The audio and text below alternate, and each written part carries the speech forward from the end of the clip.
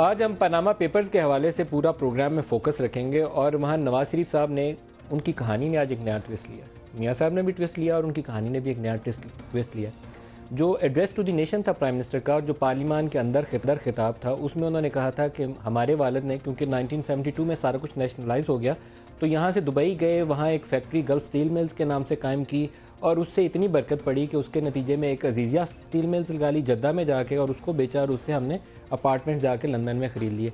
उनके बेटे हुसैन नवाज़ ने भी कंट्राडिक्टरी स्टेटमेंट्स बहुत ज़्यादा थी, लेकिन कहानियाँ यही बयान करते रहे। कभी कहते रहे कर्जा लिया, कभी कहते रहे कि हमने वैसे ले ली। आज एक नई कहानी दे दी है जी, और नई कहानी ये दे दी है उन्होंने कि हमद बिन जासिम बिन जाबिर अल सानी, ये एक कतरी प्रिंस हैं, उनके लीडर भी रहे हैं। ये उनसे एक ख़त ले आए हैं और वो ख़त जो है, अगर तो कोर्ट के हवाले से स्ट्रिक्टली लीगल टर्म में बात की जाए तो बहुत सारे जो सीनियर वकला हैं उनका ख्याल ये है कि सुप्रीम कोर्ट में इस ख़त की बहुत ज़्यादा अहमियत नहीं होगी, क्योंकि कहीं लिखा हुआ है कि मैंने सुना, कहीं लिखा हुआ है कि मुझे बताया गया। हमारे वालिद का मियाँ शरीफ से बड़ा अच्छा ताल्लुक़ था, उन्होंने पैसे दिए, हमने प्रॉपर्टी में लगाए, फिर हमने ये अपार्टमेंट्स ख़रीद लिए। नीलसन और नेस्कॉल कंपनियाँ जो थी, नीलसन और नेस्कॉल कंपनियाँ, वो हमने ख़रीद ली। और इसी में एक पैरा कहता है कि वो बेरर सर्टिफिकेट से बेनामी थे हमारे पास। बेनामी के पीछे किसी डायरेक्टर का नाम नहीं होता, वो ऐसे ही है बेनामी के जिसके पास है ये कागज़ मेरा है तो मेरी मलकियत है। और वो फिर 2004 में मियाँ शरीफ साहब की वफ़ात हो जाती है। ये एक हम स्टेटमेंट स्क्रीन के ऊपर अभी आपको दिखाते हैं जी। 2004 में मियाँ शरीफ साहब की वफ़ात हो जाती है और 2006 में ये साहब फरमा रहे हैं, ये जो अलसानी साहब हैं, ये कहते हैं 2006 में हमें पता चला था कि मियाँ शरीफ साहब की ख्वाहिश थी कि ये हुसैन को सारा कुछ दे दिया जाए, तो हमने 2004 में वफ़ात हो चुकी है मियाँ शरीफ साहब की, 2006 में इनको ख्याल आया कि ये सारा कुछ दे दिया जाए हुसैन को।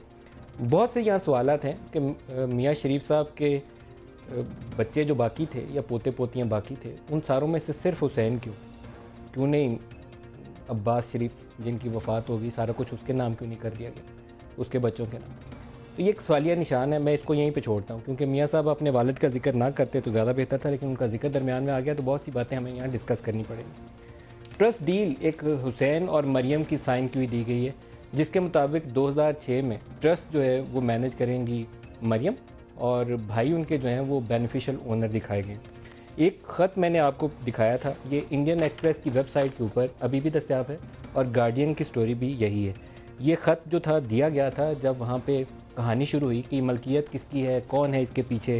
फाइनेंशियल इन्वेस्टिगेशन एजेंसी ने खतूत लिखे तो वहाँ से ख़त का जवाब ये आया था। मिनर्वा ट्रस्ट के साथ पूरी प्रोफाइल उन्होंने मरियम बीबी की लगाई हुई, इसकी बेनिफिशियल ओनर जो है मरियम बीबी और मरियम का साइन किया हुआ है। मुझे पता चला कि कोर्ट के अंदर इनके वकला ने पोजीशन ली है कि ये ख़त दुरुस्त नहीं है, लेकिन इसको ICIJ के सामने इन्होंने चैलेंज नहीं किया अभी तक। हमारी जो इतला ये है कि इसको किसी भी पैमाने पे किसी भी जगह पे चैलेंज नहीं किया गया।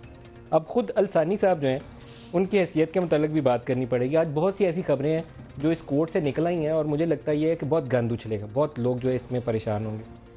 ये अलसानी साहब ख़ुद पनामा पेपर्स का हिस्सा है। ये साहब जो हैं ये बड़े अमीर आदमी हैं, बड़ी दौलत के इनके किस्से अभी मैं एक आपको और जाके आगे बताता हूँ। हम बिन जासिम बिन जाबिर अल सानी साहब, ये ख़ुद पनामा पेपर्स में जो कंपनीज जिन लोगों की दरियाफ्त हुई उसमें ये साहब ख़ुद भी उसमें शामिल हैं। जैसे हमारे वो एक जस्टिस फ़ारूक इरफान साहब का नाम है, जिन्होंने इसी साल में मियाँ साहब को एसेट्स बियॉन्ड मीन वाले केस में, वो एक नैब का केस था उसमें बरी किया था, तो उनका नाम भी पनामा में शामिल है। तो ये साहब जिन्होंने सर्टिफिकेट दिया है कि ये सारा कुछ तो हमने इन्वेस्ट किया था, ये ख़ुद पनामा पेपर्स में शामिल है। और मियाँ साहब के बच्चों ने डॉइचे बैंक से एक 7 मिलियन पाउंड्स का कर्ज़ लिया था, 3.5 मिलियन। मज़े की बात यह है कि डॉइचे बैंक के भी मेजर शेयर होल्डर्स में से अलसानी साहब हैं। कुछ 700 मिलियन US डॉलर्स के शेयर ये साहब होल्ड करते हैं, जिनका नाम पनामा में भी शामिल है। यही सर्टिफिकेट देने और रियल स्टेट के अलावा इनके पास देने को कोई मनी ट्रेल नहीं होगी। रियल स्टेट की मनी ट्रेल दे सकते हैं क्योंकि वहाँ पे ना टैक्स रिटर्नें भरी है ना कुछ और चीज़ भरी है, बाकी इनके पास देने को कुछ नहीं होगा। एक स्टोरी और है और वो हमारे जो न्यूज़ ब्यूरो इस्लामाबाद ब्यूरो उसके ऊपर काम कर रहा है, लेकिन काफ़ी हद तक उसमें हमें लगता है कि सदाकत है। वो ख़बर ये कहती है कि हमारे जो फॉर्मर अटर्नी जनरल हैं सलमान असलम भट्ट साहब, वो 5 नवंबर को यहाँ से ड्राफ्ट लेकर गए हैं और उस ड्राफ्ट के ऊपर वहाँ से हमारे जो पाकिस्तान के सफ़ीर हैं कतर के अंदर, शहजाद अहमद साहब ने उसी दिन अरेंजमेंट किया हुआ था, उन्होंने मोहर लगवाई, ठप्पा लगवाया और ये ख़त लगवाया और ये वापस लेके वापस आ गए। 4 की रात को शायद ये रवाना हुए हैं और 5 को ये काम इन्होंने करवाया और 5 नवंबर को करवा के तो ये वापस रवाना हो गए।